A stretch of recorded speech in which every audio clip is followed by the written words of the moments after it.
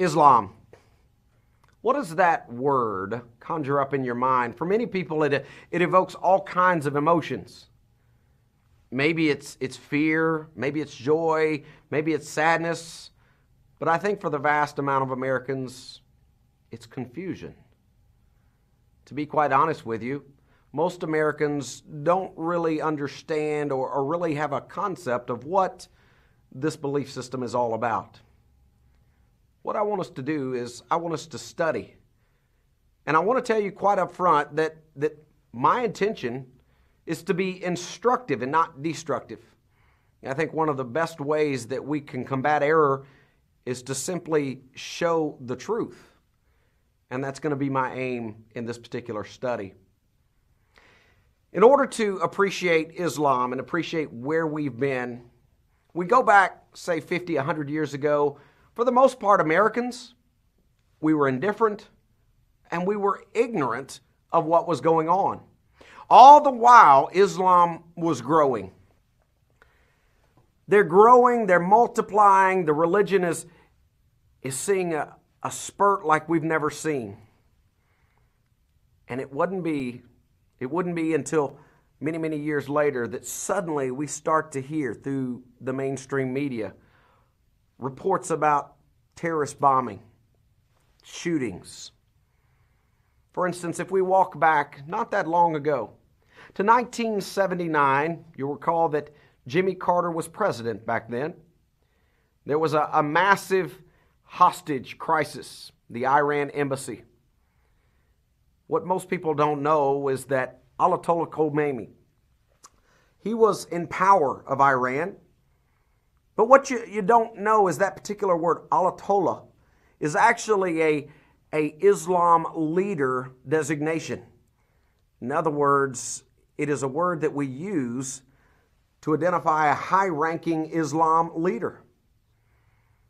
After President Reagan was put into office, we remember those hostages were released, and the world breathed a collective sigh of relief. And yet, that sigh wouldn't last long.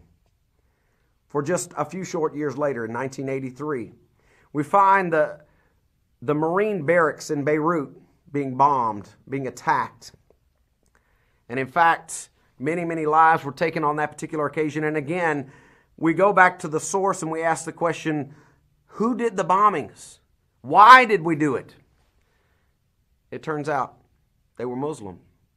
They'd viewed these Marines as infidels. We fast forward just 5 more years to 1988. Lockerbie, Scotland, where a Pan Am flight to New York was purposefully bombed. Friends, all of these tragedies, we can remember each and every one hitting the news. We can remember the deaths of untold, all kinds of hundreds of people. And yet, up to this point, we still had not awakened. We come to the year 2000, to Yemen, where the USS Cole, one of our battleships, was bombed. Again, we find the people who are at that particular situation, the causative agent, Muslims. But friends, nothing woke up America. Nothing changed our lives like 9/11. For you see, it was on that fateful morning that Muslim terrorists hijacked several planes. They flew them into our World Trade Center. They also flew them into the Pentagon. They flew and they purposely were trying to take one of those planes back to Washington, D.C. to maybe take out the White House or the Capitol. That particular plane ended up in a field in Pennsylvania. But friends, it was 9/11 that began causing Americans to really stop and question and ask exactly, what is this religion? Why would they do this? Why did they get us on our own soil? And so suddenly we found ourselves looking for all kinds of answers. We wanted to know, what exactly is jihad? What was their motivation? Do all Muslims believe the same thing? For instance, the mosque down the street. Are they simply peaceful, religious people? Or do they believe the same thing that individuals maybe in Afghanistan believe? Is this simply a different type of religion? Is God and Allah, are they the same being? And what do we tell our children? All of these questions, we're seeking many, many answers. Many people began to look to the news media. And within just a few years, the landscape in America began to take on, quite literally, a different appearance. We began to see Muslims sworn into office and not placing their hand on a Bible as everyone before them, but rather Keith Ellison placing his hand on the Qur'an, sworn into office January the 4th, 2007. We began to see surahs out of the Qur'an be put into children's textbooks, literature books. In fact, there was a textbook called Across the Centuries that was released just a few short weeks after 9/11. It was actually adopted into the classroom a few months later. And it was in that particular textbook where the students were told that they would be forced to observe or engage in Muslim rituals such as praying to Allah or fasting during the Islamic month of Ramadan. In fact, during this simulation period, the students were told that you and your classmates will become Muslim. You see, friends, this is a religion that quite literally is coming to a classroom near you. And by that I mean, over and over again, we see this glamorization of Islam. And we see the negative downcasting of Christianity. So what do we need to know? What is the foundation of this? Why would they want to build a mosque at ground zero? What is it that our kids are getting? Let's start with this question. What is truth? You know, it's awfully confusing to Americans to get all kinds of different signals from the media. You know, some government leaders, they make statements like that Islam is a peaceful religion. And then we have something like 9/11 and we're all left kind of scratching our heads. Or we turn on the news and we hear about the Madrid train bombings. And again, we're left scratching our heads, wondering exactly what kind of religion is this? All kinds of different mixed signals over and over again, and yet we don't hear what the truth is. What is Islam? Is it really what the Muslim clerics in the United States are saying? Or is it what the Muslim clerics in Afghanistan are saying? I think in order to answer the question, what is truth? One of the things that we've got to do is we've got to go back and we've got to look at the facts and the origins of this belief system. The very first fact that I want to make sure you're aware of is that at least 42 nations are almost completely Islamic. 42. Now, as you look at the map coming on the screen, you'll notice highlighted in blue, those are areas where 90% of the population identifies itself as Muslim. The areas in green, those are countries in which 50 to 90% have embraced Islam. And folks, make no doubt about it, it's growing. In fact, this is the fastest growing religion. There are over 1.3 billion Muslims in the world today. Let me restate that, 1.3 billion and growing. So what I want us to do is I want us to walk back all the way to the year 570 AD. I want us to walk back through the eyes of a young boy. He's obviously a fictional young man. We'll call him Rahid. We go back to 570 AD to when Rahid is out, he's playing. He lives in a place called Mecca. Mecca being a town there in Saudi Arabia. It was a primary trade town. Rahid, as a young boy, he would have been very familiar with the trade routes the caravans that traversed through that nation. So imagine, if you will, you've got a young boy. He's growing up in a desert-like environment. He knows that there's all kinds of warring clans and nomads that are fighting all around him. Mecca was one of the few places where they would come together and they would actually worship their foreign, their pagan gods in peace. Rahid knew that his city, it was a good place. It was a place in which he didn't have to worry much. Now, we look at other religions during that time. 570 A.D., Christianity spreading through Asia, through Europe. Many people were still worshiping foreign gods. Jewish communities were still prominent, played a key role in commerce and trade. You know, there were Jews, there were Christians in Arabia too, but folks, Christians didn't translate the Bible into Arabic until 700 A.D. And so what we've got is we have a recipe for disaster. Christianity can't come into this particular part of the world because God's Word has not yet been translated. We've got warring nomad clans fighting amongst themselves. There was a political or religious void that Islam was about to fill, that vacuum. Now, as a young man, the main religion that Rahid would have known is simply one of worshiping these pagan gods. He wouldn't have thought anything at all about worshiping Greek gods or pagan gods. In fact, most individuals worshipped idols, foreign gods, especially there in Mecca. Rahid would have been familiar with the large stone shrine that was to the goddess from heaven. So the stage is set. We've got a situation where 570 A.D. Christianity had not swept into Arabia.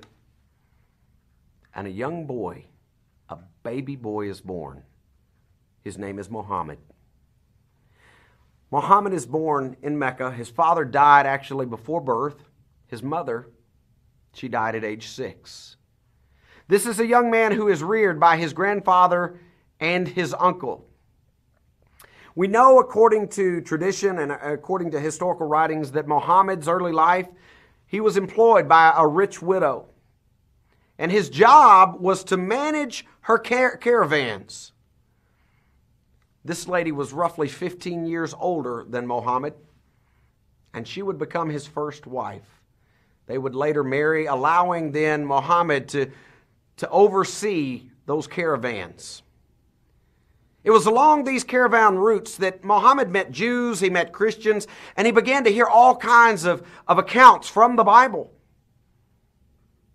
But Muhammad, like most of us, he would occasionally get those accounts mixed up.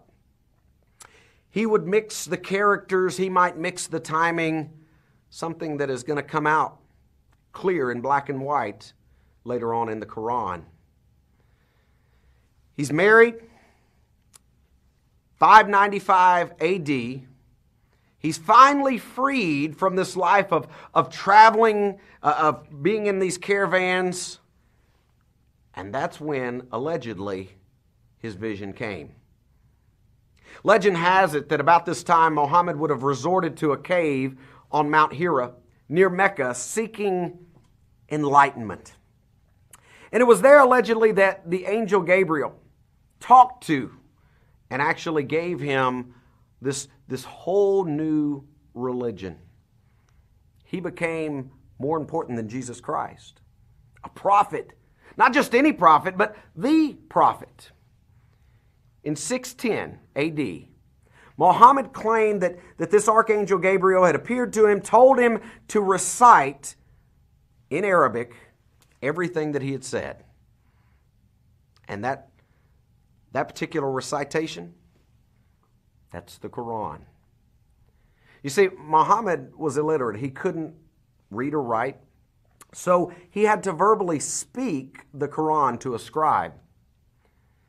So you've got Rahid, young boy, and he begins to see this new religion flowering from the development of a single individual, Muhammad. he hears whispers about a man who was in a cave and that this angel Gabriel had spoke to him. Muhammad, in developing his religion and trying to gather believers, he came into contact with Jews, with Christians, and he preached a monotheistic belief, something very new in this area. Because you remember I told you, these were people who were very familiar with pagan gods, all kinds of gods. And yet Muhammad said, no, there's one God. He called him Allah.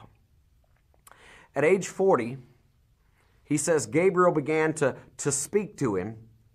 He puts it in writing, and now he is looking for followers. Now remember again, he is in the city of Mecca. He goes to the worship center known as Kaaba. This is a place that served as a peaceful respite for warring nomads. And yet Muhammad's vehement preaching against idolatry, it basically threatened the whole financial system of this town. And he's forced to flee. You see, originally Muhammad's belief system wasn't accepted. They kick him out of Mecca. He goes to a neighboring town, Medina.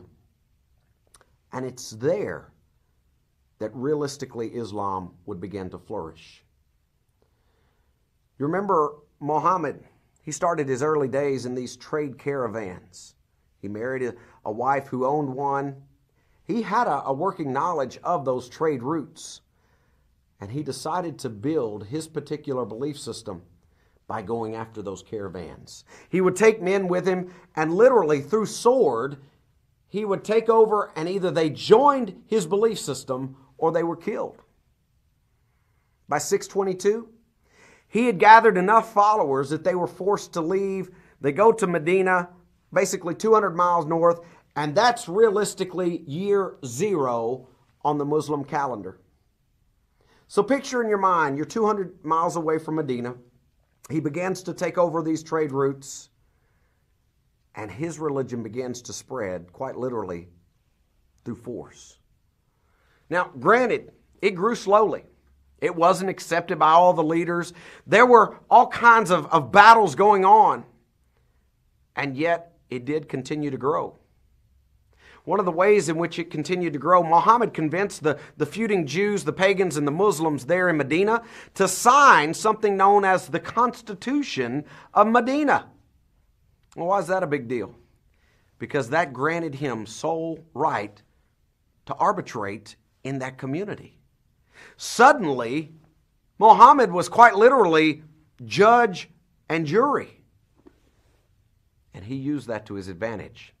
This constitution afforded Muhammad leverage at a later time to avenge himself upon the Jews with the appearance of legality. This is a guy who worked the system in Medina, and he used that to his benefit. So picture, if you will, he's roughly 40 years old. They began to take up their swords. Muhammad, his band, they began to venture out using Medina as a base. They marauded caravans in Mecca and Syria. Some of them referred to him as the head of the robber community. And yet, that's who Muhammad really was. You see, this isn't a peaceful religion that was started just as a thing of love and grace. This was a religion that was started quite literally at the tip of a sword. So you've got Arab traders. And they realized that it was going to be a lot more profitable and a lot smarter to convert to Islam, to continue to be able to do their trading, and maybe even to make a little money on the side if they converted to Islam. So you began to see people who did it strictly for business purposes. His armies began to grow, and they became very adept at desert fighting. And all of a sudden, what we find is a group of people big enough to finally return to Mecca. Remember, he was banished. The leaders in that particular town, they did not believe that he was really a prophet. They didn't like what they were hearing. In fact, they didn't like the messed up Bible accounts that he was giving. They banished him to Medina, and now he's grown up, his army, and they're making their return in 630. 630. They turned their attention back to Mecca. Rahid, that young boy has grown up of age, and he would watch as Kaaba, the religious center for idolatry, for pagan gods, was converted from worshiping pagan gods to the center of Islam headquarters. You see, Muslims believe that the Qur'an was revealed from God to Muhammad through that angel Gabriel, somewhere between 610 and 632. And it's during this period, once they move back to Mecca, that they kick out all of the people who believed in foreign gods and pagan gods. And now Mecca has become quite literally the motherland for the Islam religion. In fact, those of you who have studied it, you know that the pilgrimage back goes to Mecca. It's one of the pillars of the Islam faith. So we've got the stage set now. We've got a religion that is budding, is starting to grow. They started in Medina. They took over trade routes. They've now moved back to Mecca. They've cleaned house in Kaaba. They now have a headquarters. They have a book, their Qur'an. It's called the Book of Heaven, supposedly dictated again to Muhammad through an angel. And yet when we start looking into that book, when we actually start looking at this particular belief system, we find it's got all kinds of problems with it. But you see, Muhammad was smart. One of his appeals was to make it very simple. He wanted the people there to buy into his religion because of the simplicity. He also was using jihad. He used conversion incentives. He would put taxes on people. And he also used trade routes. And he began to grow and spread. And little by little what we see is a religion that started in Mecca, going to Medina, back to Mecca, and now it's spreading into Africa. It is spreading into Saudi Arabia. And it grows and it grows until over 1 billion people worldwide have now clung to this idea that Muhammad was not just a man, but rather he was a prophet, and he was a prophet much, much more important than Jesus Christ. He died in 632.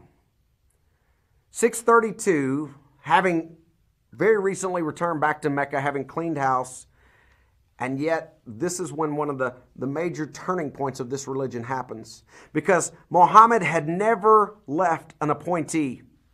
He didn't have a successor. And so all of a sudden the stage is set for two distinct groups of Muslims.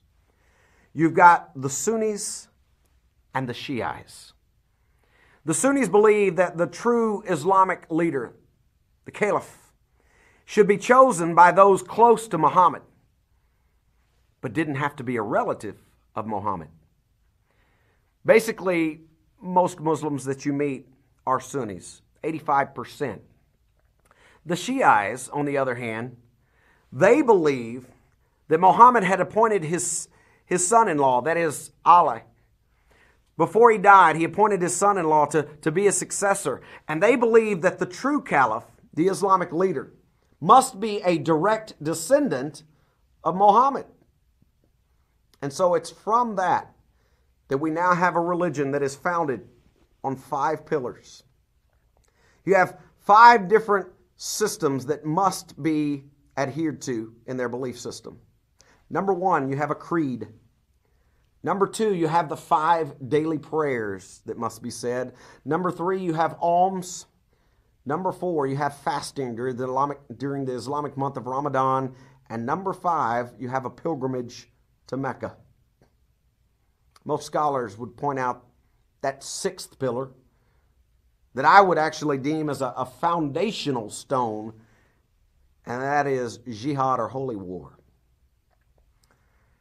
Friends, Islam is very real. It is growing. It is all around us today.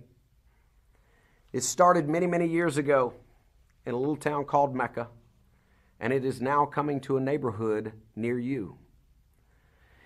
If we are going to convert those Muslims, if we are going to help our neighbors to see what they need to see about this religious belief system, we've got to arm ourselves with the truth. And we've got to ask ourselves, exactly what does this particular belief system teach? We see the 5 pillars, but exactly what is the crux of the material in those 5 pillars? What does the Qur'an truly communicate? Because friends, if somebody tells me that they are a peaceful religion, I'm left asking this one simple question.